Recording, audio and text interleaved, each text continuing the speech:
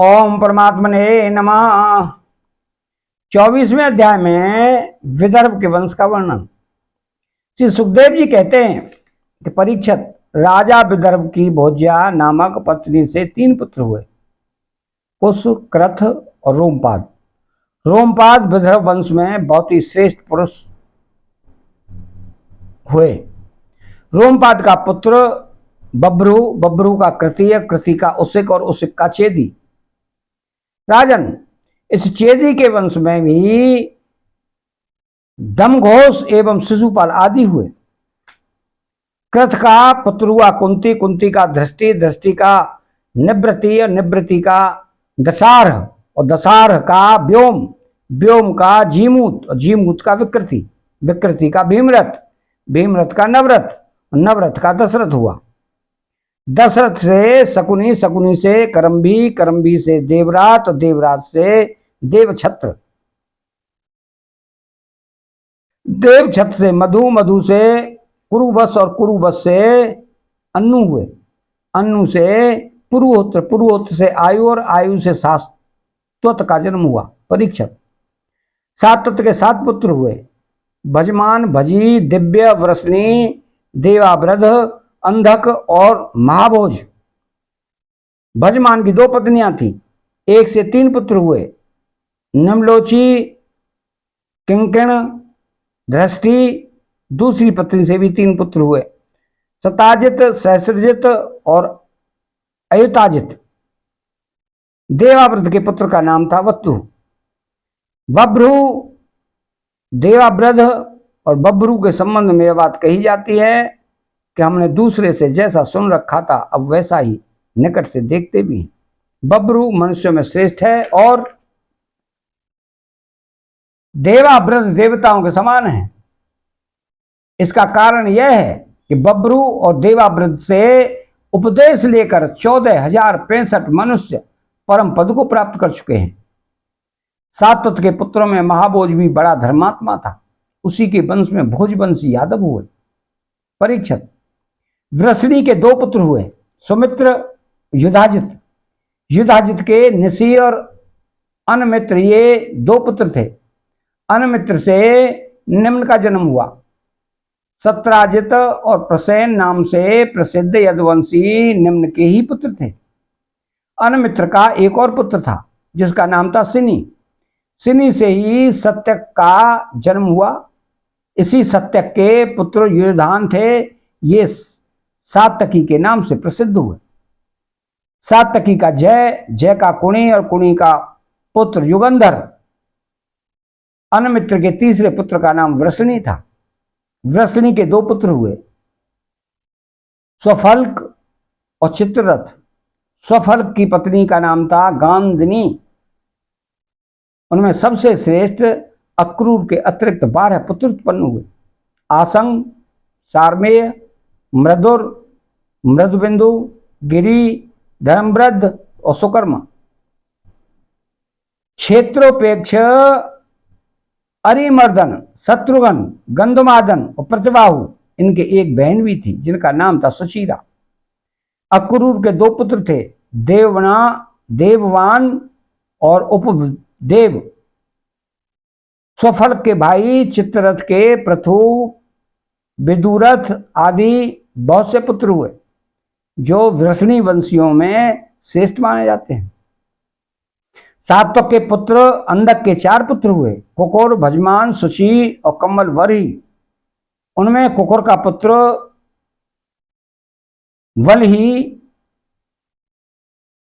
वनही का विलोमा, विलोमा का कपोतरोमा और कपोतरोमा का अन्नु हुआ।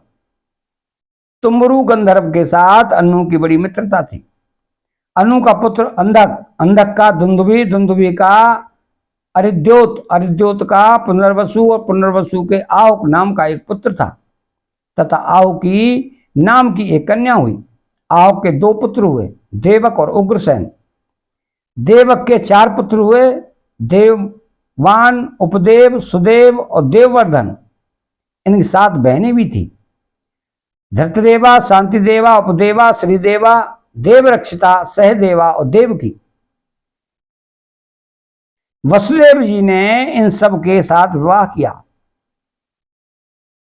उग्रसेन के 9 लड़के थे, कंस, सुनामा, न्यग्रोथ, कंक, शंकु, सुहु, राष्ट्रपाल, सृष्टि और तुष्टिमान। उग्रसेन के 5 कन्याएं भी थी, कंसा, कंसवती, कंका, सूरभू और राष्ट्रपालिका। इनका विवाह देवभाग आदि वसुदेव जी के छोटे भाइयों से हुआ था। चित्ररथ के पुत्र विदुरथ से सूर, सूर से भजमान, भजमान से सिनी, सिनी से स्वयंभोज और स्वयंभोज से हृदीक हुए। हृदीक से 3 पुत्र हुए, देवबाहु, सतधनवा और कृतवर्मा। देवमीड़ी के पुत्र सूर की पत्नी का नाम था मार्य सा। उन्होंने उसके गर्भ से 10 निष्पाप पुत्र उत्पन्न किए। वसुदेव, देवभाग, देवश्रवा, आनक, सज्जय, श्यामक, कंक, समीक, वत्सक और वृक, ये सब के सब बड़े पुण्यात्मा थे। वसुदेव जी के जन्म के समय देवताओं के नगारे और नौबत स्वयं ही बजने लगे थे। अतः वे आनक दुंदुभी भी कहलाए। वे ही भगवान श्री कृष्ण के पिता हुए। वसुदेव आदि की 5 बहनें भी थी, पृथा, कुंती, श्रुतदेवा, श्रुतकीर्ति, श्रुतश्रवा और राजाधि देवी। वसुदेव के पिता सूरसेन के एक मित्र थे, कुंती भोज। कुंती भोज के कोई संतान न थी, इसलिए सूरसेन ने उन्हें प्रथा नाम की अपनी सबसे बड़ी कन्या गोद दे दी। प्रथा ने दुर्वासा ऋषि को प्रसन्न करके उनसे देवताओं को बुलाने की विद्या सीख ली। एक दिन उस विद्या के प्रभाव की परीक्षा लेने के लिए प्रथा ने परम पवित्र भगवान सूर्य का आवाहन किया। उसी समय भगवान सूर्य वहां आ पहुंचे। उन्हें देखकर कुंती का हृदय विस्मय से भर गया। उसने कहा, भगवान मुझे क्षमा कीजिए, मैंने तो परीक्षा करने के लिए ही इस विद्या का प्रयोग किया था, अब आप पधार सकते हैं। सूर्यदेव ने कहा, देवी मेरा दर्शन निष्फल नहीं हो सकता, इसलिए सुंदरी अब मैं तुमसे एक पुत्र उत्पन्न करना चाहता हूं। हाँ अवश्य तुम्हारी योनि दूषित न हो, इसका उपाय मैं कर दूंगा। यह कहकर भगवान सूर्य ने गर्भ स्थापित कर दिया और इसके बाद वे स्वर्ग चले गए। उसी समय उससे एक बड़ा सुंदर एवं तेजस्वी शिशु उत्पन्न हुआ। वो देखने में दूसरे सूर्य के समान जान पड़ता था। प्रथा लोक निंदा से डर गई, इसलिए उसने बड़े दुख से उस बालक को नंदी के जल में छोड़ दिया। नदी के जल में छोड़ देने दिया। परीक्षा तो उसी प्रथा का विवाह तुम्हारे परदादा पांडु से हुआ था, जो वास्तव में बड़े सच्चे वीर थे। परीक्षक, प्रथा की छोटी बहन श्रुतदेवा का विवाह करुष देश के अधिपति वृद्ध शर्मा से हुआ था। उसके गर्भ से दंतवक्त्र का जन्म हुआ। यह वही दंतवक्त्र है जो पूर्व जन्म में सनकादिक ऋषियों के शाप से हिरण्याक्ष हुआ था। केकय देश के राजा दृष्टकेतु ने श्रुतकीर्ति से विवाह किया था। उससे संतर्दन आदि 5 केकय राजकुमार हुए। राजाधि देवी का विवाह जयसेन से हुआ था। उसके 2 पुत्र हुए, विंद, अनुविंद। वे दोनों ही अवंती के राजा हुए। चेदीराज दमघोष ने सुतस्रवा पाणी ग्रहण किया। उसका पुत्र था शिशुपाल, जिसका वर्णन मैं पहले 7वें स्कंद में कर चुका हूं। वसुदेव जी के भाइयों में से देवभाग की पत्नी कंसा के गर्भ से 2 पुत्र हुए, चित्रकेतु, बृहद्वल। देवश्रवा की पत्नी कंसवती से पुवी, सुबीर और इसुमान नाम के 2 पुत्र उत्पन्न हुए। आनक की पत्नी कंका के गर्भ से भी 2 पुत्र हुए, सत्यजित और पुरुजित। संजय ने अपनी पत्नी राष्ट्रपालिका के गर्भ से वृष और दुर्मर्षण आदि कई पुत्र उत्पन्न किए। इसी प्रकार श्यामक ने सूरभूमि, सूरभु नाम की पत्नी से हरिकेश, हिरण्याक्ष नामक 2 पुत्र उत्पन्न किए। मिश्रकेशी अप्सरा के गर्भ से वत्सक के भी ब्रक आदि कई पुत्र हुए। ब्रक ने दुर्वाक्षी के गर्भ से तक्ष, पुष्कर और साल आदि कई पुत्र उत्पन्न किए।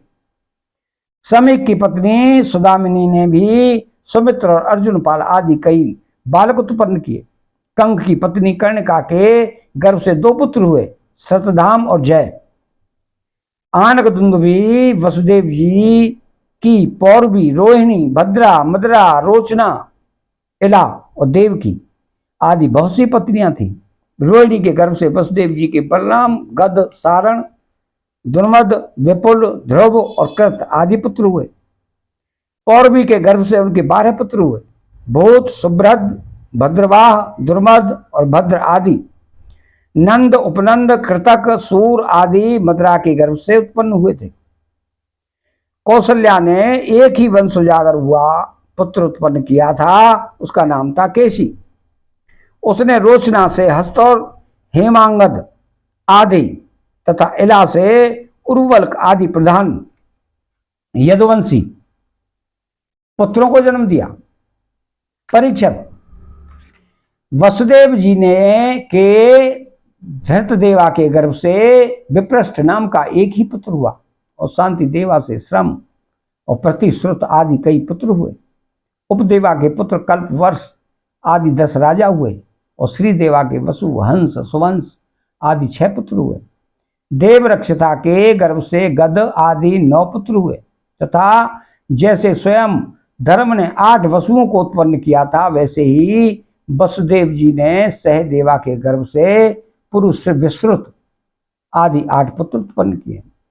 परम उदार वसुदेव जी ने देवकी के गर्भ से भी 8 पुत्र उत्पन्न किए, जिसमें 7 के नाम हैं कीर्तिमान, सुसैन, भद्रसेन, ऋजु, संवर्धन, भद्र और शेषावतार श्री बलराम जी। उन दोनों के 8वें पुत्र स्वयं श्री भगवान ही थे। परीक्षक, तुम्हारी परम सौभाग्यवती दादी सुभद्रा भी देवकी जी की ही कन्या थी।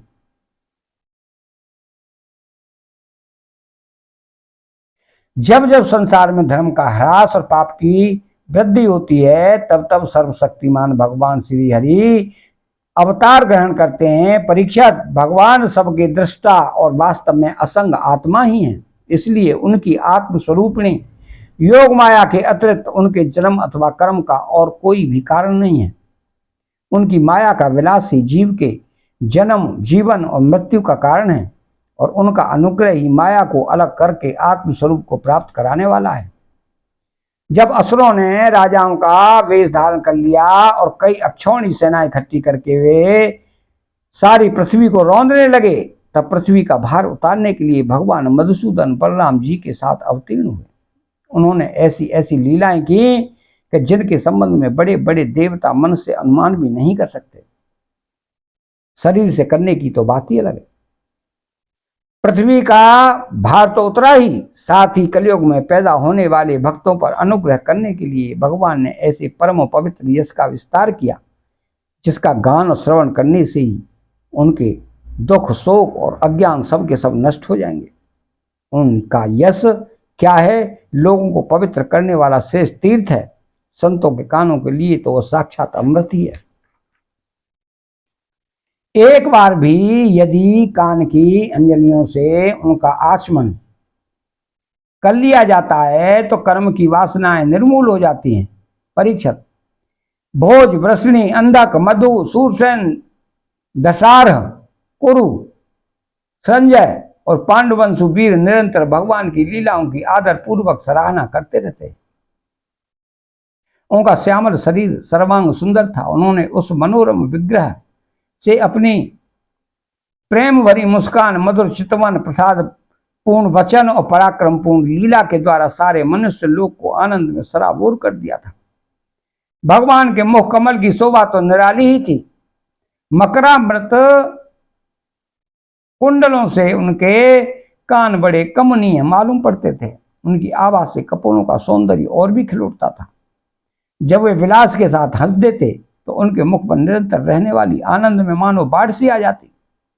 सभी नर नारी अपने नेत्रों के प्यारों से उनके मुख की माधुरी का निरंतर पान करते रहते, परंतु तृप्त नहीं होते।